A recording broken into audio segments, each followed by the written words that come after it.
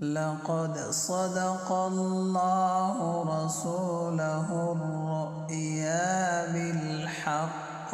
لتدخلن المسجد الحرام إن شاء الله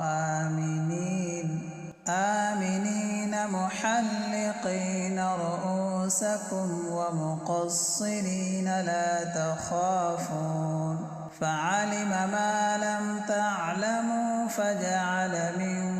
دون ذلك فتحا قريبا. لبيك اللهم لبيك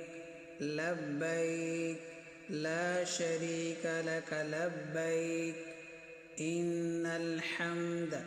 والنعمة لك والملك